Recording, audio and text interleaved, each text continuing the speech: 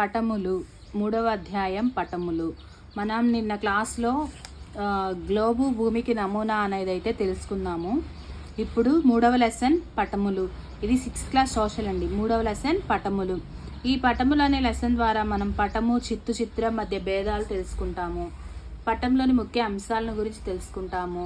వివిధ రకాల పటాలను గురించి వర్గీకరించగలుగుతాము. ప్రపంచంలో ఖండాలు, సముద్రాలు గుర్తించగలుగుతాము.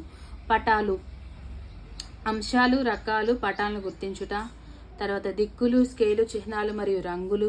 ఖండాలు, మహాసముద్రాలు, రాజకీయ పటాలు, భౌతిక పటాలు, విషయ నిర్దేశిత పటాలు. పటాలు ఎన్ని రకాలు, వీటన్నిటి గురించి చూస్తాం. ఇక్కడ చూడండి, అంటార్కిటికా మహాసముద్రం. ఇదంతా ప్రపంచ మ్యాప్ అన్నమాట. గత అధ్యాయంలో భూమికి నమూనా గ్లోబుని ఎలా ఉపయోగించవచ్చో నేర్చుకున్నాము. అయితే గ్లోబును ఉపయోగించడంలో కొన్ని పరిమితులు ఉన్నాయి. భూమి యొక్క ఆకృతిని ఒకే మొత్తంగా అధ్యయనం చేయాలని అనుకున్నప్పుడు మాత్రమే గ్లోబు ఉపయోగకరంగా ఉంటుంది.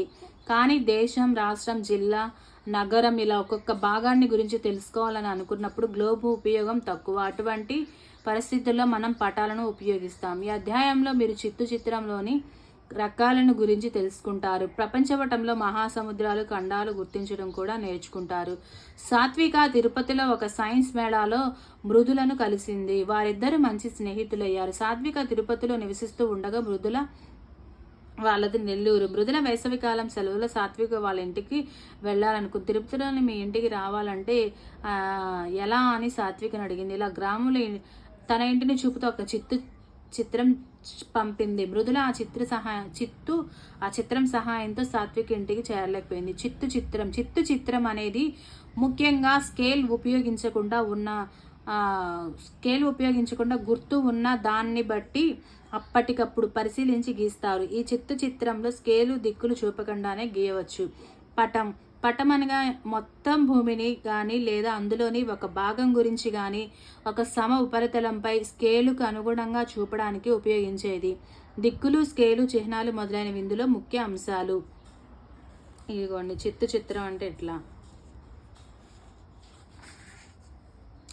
మృదులపై చిత్రం సహాయంతో ఎందుకు తన ఇంటికి వెళ్ళవలసిన చోటికి చేరుకోలేదు. పటంలోని ముఖ్యమైన అంశాలు ఏంటి? దిక్కులు, స్కేలు, చిహ్నాలు, రంగులు. ఇవి గుర్తుపెట్టుకోండి. పటంలోని ముఖ్యమైన అంశాలు దిక్కులు, స్కేలు, చిహ్నాలు, రంగులు రాసుకోండి. ఇదిగోండి దిక్సూచి, స్కేలు, చిహ్నాలు. ఇవన్నీ దిక్కులు. మీరు ఉదయిస్తున్న సూర్యునికి ఎదురుగా నిలబడినట్లయితే మీ ఎదురుగా ఉన్నది తూర్పు దిక్కు, వెనుక ఉంటే మీ వీపు భాగం వైపు ఉన్నది పడమర అని, ఎడం వైపు ఉన్నది ఉత్తర దిక్కు అని, కుడివైపు ఉన్నది దక్షిణ దిక్కు అని సూచిస్తుంది. ఈ 4 దిక్కుల్లోనూ ఉత్తర దిక్కుని ప్రధాన దిక్కుగా భావిస్తాం. అందువల్ల అన్ని పటాలలోనూ కుడి చేతి వైపు పైన ఎన్ అనే అక్షరం, బాణం గుర్తు ఉంటాయి. మనకు ఉత్తర దిక్కు తెలిస్తే మిగిలిన దిక్కులన్నీ సులభంగా కనుక్కోవచ్చు. ఉదాహరణకు తూర్పు, పడమర, దక్షిణం మనకు ప్రధానంగా 4 దిక్కులు ఉన్నాయి. అవి ఉత్తరం, దక్షిణం, తూర్పు, పడమర. వీటిని ప్రధాన దిక్కులు అంటారు. వీటికి మధ్యస్థంగా ఉండే మిగిలిన 4 దిక్కులు ఈశాన్యం, ఆగ్నేయం, నైరుతి, వాయవ్యం. వీటిని మూలలని కూడా పిలుస్తారు. ఈ మూలల సహాయంతో ఏ ప్రాంతం యొక్క ఉనికిని అయినా మరింత ఖచ్చితంగా తెలుసుకోవచ్చును.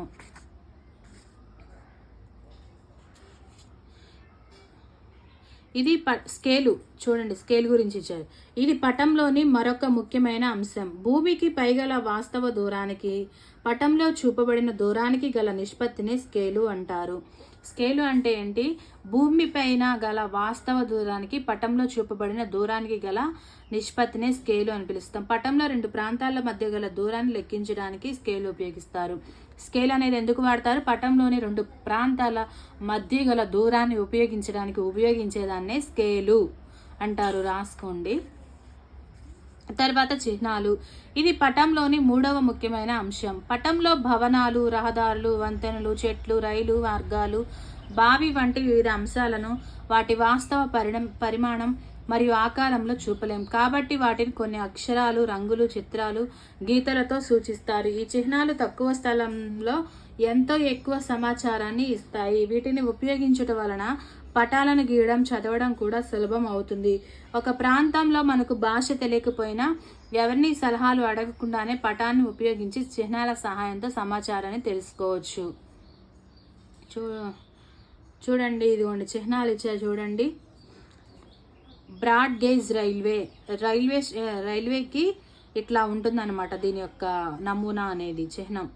తర్వాత కచ్చా రోడ్డుకి, పక్కా రోడ్డుకి 2 లైన్స్, చెట్లుకి చెట్లు, ఇల్లుకి ఇల్లు బొమ్మ, నది బ్లూ కలర్లో ఉండి, మసీదుకి చూడండి మసీదు ఆకారంలో, చర్చికి చర్చి ఆకారంలో, దేవాలయానికి దేవాలయం ఆకారం, పాఠశాలకి చూడండి ఇది బిల్డింగ్, తర్వాత పోలీస్ స్టేషన్కి పిఎస్, రైల్వే స్టేషన్కి ఆర్ఎస్, పోస్ట్ ఆఫీస్కి అంటే వీటికి చిహ్నాలు అనమాట ఇవి. ఈ చిహ్నాలు ఉన్న చోట అది చెట్లున్న చోట చెట్లని, ఇల్లున్న చోట ఇల్లు అని, నది ఉన్న ఈ చిహ్నం ఉన్న చోట ఇది నది అని అట్లా గుర్తించాలన్నమాట. రంగులు లేదా నమూనాలు. భూమిపై గల ఎత్తుపల్లాలను చూపించే భౌతిక పటాన్ని కనుక చూసినట్లయితే మీరు వివిధ రంగులను గమనించవచ్చు. ఈ రంగులను వివిధ నైసర్గిక స్వరూపాలకు ప్రాధాన్యం వహిస్తాయి. భౌతిక పటంలో రంగులు ఉపయోగిస్తారు. విషయ నిర్దేశిత పటాలలో రకరకాల తీవ్రతను చూపడానికి నమూనాలు రంగులు కూడా ఉపయోగిస్తారు. నీలం అనే రంగు జలభాగాలు, నదులు, సముద్రాలు, మహాసముద్రాలు మొదలైన రంగులను చూపించడానికి వాడతారు. రాసుకోండి ఏ రంగు దేన్ని చూపించడానికి అనేది మీరు రాసుకోండి. ఇవి కూడా అడగొచ్చు, ఇంపార్టెంట్ అనమాట ఇవి కూడా. అప్పుడు సోషల్ సార్ మాకు ఇవి కూడా చెప్పేవాళ్ళు.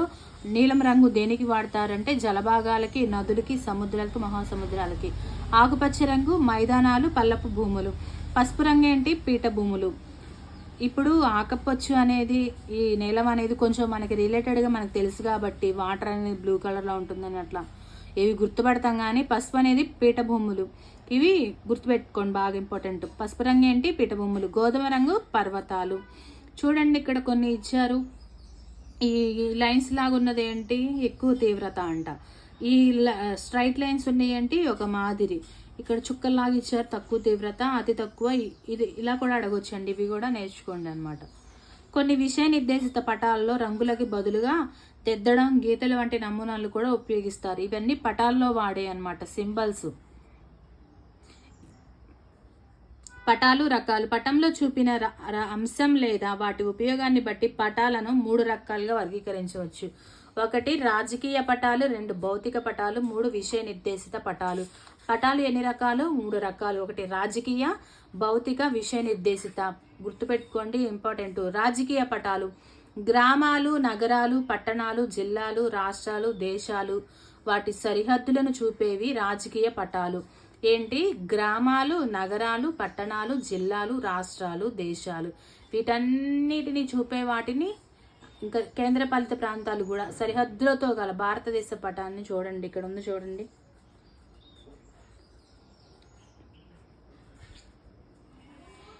గ్రామాలు, నగరాలు, పట్టణాలు, జిల్లాలు, రాష్ట్రాలు, దేశాలు వాటి సరిహద్దులను చూపేవి రాజకీయ పటాలు. ఈ పటం చూడండి భారతదేశ పటం.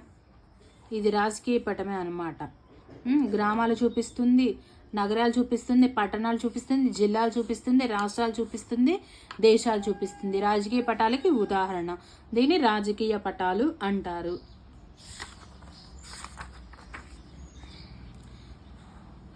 పటం 3.2లో 3.2 ఎక్కడుంది పటం? ఇదిగోండి. పటం 3.2లో ఖండాలు, మహాసముద్రాలు ఉన్నాయి కదా. ఈ పటంలోని ప్రపంచ భౌతిక పటంలో ఖండాలని, సరిహద్దులని మనం చూడవచ్చు. ప్రపంచ పటంలో మీరు పెద్ద భూభాగ పలకలను, పెద్ద జలభాగాలను గమనించవచ్చు. ఈ విశాల భూభాగాలను ఖండాలని, జలభాగాలని మహాసముద్రాలని పిలుస్తాము. ఆసియా, ఆఫ్రికా, ఉత్తర అమెరికా, దక్షిణ అమెరికా, అంటార్కిటికా, ఐరోపా, ఆస్ట్రేలియా ఖండాలను, పసిఫిక్ ఖండాలను, అట్లాంటిక్ హిందూ మహాసముద్రం, ఆర్కిటిక్ మహాసముద్రాలు. ఖండాలు ఏంటి? ఆసియా, ఆఫ్రికా, ఉత్తర అమెరికా, దక్షిణ అమెరికా, అంటార్కిటికా, ఐరోపా, ఆస్ట్రేలియా. ఎన్ని ఖండాలు? 1, 2, 3, 4, 5, 6, 7 ఖండాలు. సముద్రం పసిఫిక్, అట్లాంటిక్, హిందూ మహాసముద్రం, అంటార్కిటిక్, ఆర్కిటిక్ సముద్రాలు, మహాసముద్రాలు 5. 7 ఖండాలు, 5 మహాసముద్రాలు ఇక్కడ ఉన్నాయి చూడండి ఈ పటంలో. ఆసియా ప్రపంచంలో పెద్ద ఖండంగా భారతదేశం అందులో ఒక భాగం. ఆసియా ప్రపంచంలోనే పెద్ద ఖండం. పెద్ద ఖండం అంటే ఆసియా మనకు తెలుసు, అందులో మన భారతదేశం ఒక భాగం. భారతదేశము పాకిస్తాన్, ఆఫ్ఘనిస్తాన్, చైనా, నేపాల్, బంగ్లాదేశ్, భూటాన్, మయన్మార్ దేశాలతో భూ సరిహద్దులు పంచుకుంటుంది ఈ ఆసియా అనేది.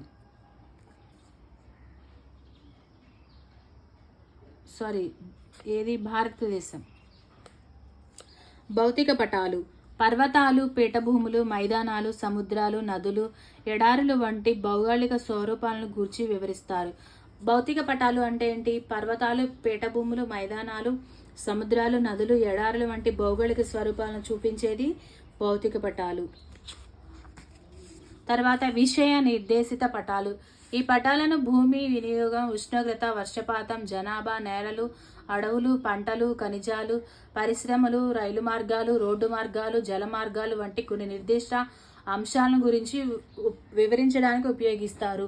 క్వశ్చన్ అలా అడగొచ్చు అంటే, రోడ్డు రవాణా మార్గాలు అనేవి, జల మార్గాలు అనేవి డాష్ పటాలు అంటారు. మనం అప్పుడు గుర్తుపెట్టుకోవాలి, ఇవి విషయ నిర్దేశిత పటాలు అని చెప్పేసి. ఇవి కూడా ఇంపార్టెంట్. ఈ పటాలు 3 రకాలు కూడా ఇంపార్టెంట్, వీటిని క్లియర్గా నేర్చుకోండి ఒక్కొక్కటి. స్కేలు ఆధారిత పటాలు. స్కేలు ఆధారంగా పటాలు 2 రకాలు. మామూలుగా ఇప్పుడు మనం పటాల రకాలు చూసాం, స్కేలు ఆధారంగా కూడా పటాలు అనేవి 2 రకాలుగా ఉన్నాయి. అవి ఒకటి పెద్ద తరహా పటాలు, 2 చిన్న తరహా పటాలు. ఇవి చిన్న ప్రాంతాలను గురించి తెలియజేస్తాయి. ఏవి? పెద్ద తరహా పటాలు. వీటిని భూ సరిహద్దులను తెలిపే పటాలు అంటారు. పెద్ద తరహా పటాలు ఏంటి? చిన్న ప్రాంతాలను గురించి తెలియజేస్తాయి అన్నమాట. వీటిని భూ సరిహద్దును తెలిపే పటాలు అంటారు. భూ నైసర్గిక పటాలుగా విభజించవచ్చు వీటిని. భూ సరిహద్దులను తెలిపే పటాలను వ్యక్తిగత ఆస్తికి చెందినవి కాగా, భూ నైసర్గిక పటాలు భూపరితలం యొక్క వివరాలను చూపుతాయి.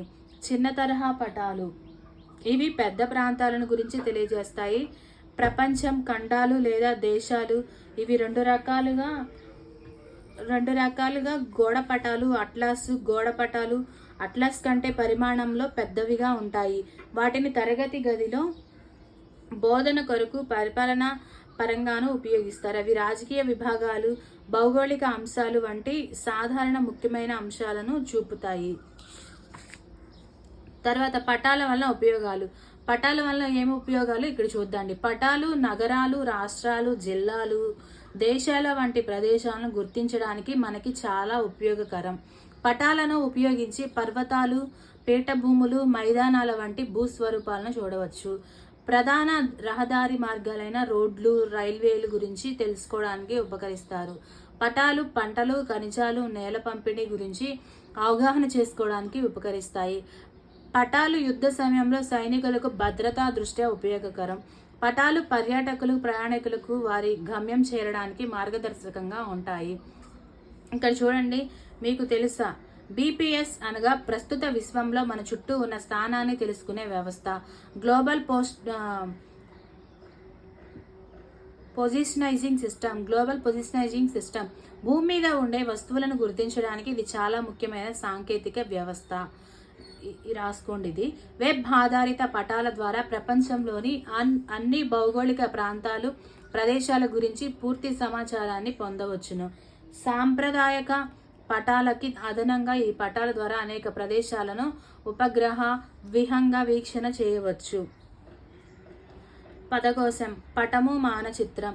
ప్రామాణిక కొలతలతో గీసిన దాన్నే పటం అంటారు. చిత్తుపటం అంటే పరిశీలించిన స్థలాలు, సంకేతాలు గుర్తు ఉంచుకొని స్కేల్ లేకుండా గీసిన పటం. ప్రణాళిక. విస్తృతమైన స్కేల్పై చిత్రించిన చిన్న దేశాన్ని సూచించినది. కొలబద్ద. నేలపై సహజమైన దూరానికి పటంలో సూచించిన దూరానికి గల నిష్పత్తిని తెలిపినది. దిక్కులు. తూర్పు, పడమర, ఉత్తర, దక్షిణ దిశలు. మూలలు. 2 దిక్కుల మధ్య గల దిశ అంటే ఈ 2 దిక్కుల మధ్య గల దిశని మూలలు అంటారు. ఒకటి ఈశాన్యం, ఆగ్నేయం, నైరుతి, వాయవ్యం. దిక్సూచి. 2 బిందువుల మధ్య దూరాన్ని కొల్చుటకు వృత్తాలు, రేఖలు గీటకు ఉపయోగించే పరికరం. ఈ లెసన్ కూడా కంప్లీట్ అయిపోయిందండి. నేను చెప్పాను కదా బిట్స్ మీకు కమ్యూనిటీలో పోస్ట్ చేస్తాను, మీరు ఆన్సర్ చేయండి, ఓకేనా? జస్ట్ ఒకసారి చదువుతాను చూడండి. అడవుల విస్తరణ తెలిపే పటాలు ఏంటి? విషయ నిర్దేశిత పటాలు. నీలిరంగు ని సూచించడానికి డాష్ ఉపయోగిస్తారు, ఏంటి? జలభాగం కదా. స్కేల్ దీనిలోని ఒక ఆవశ్యకమైన భాగం, పటంలోని ఒక ఆవశ్యకమైన భాగమే స్కేలు. దిక్సూచిని దేని కొరకు ఉపయోగిస్తారు? దేని కొరకు? ప్రధాన దిక్కులను గుర్తించడానికి. ఇప్పుడే కదా చూసాం దిక్సూచి. ప్రధాన గుర్తులను, ఇదిగోండి, దూరాన్ని కొలుచుటకు వృత్తాలు గీటకు ఉపయోగించే పరికరం అన్నమాట. అంటే ప్రధాన దిక్కులయ్యి.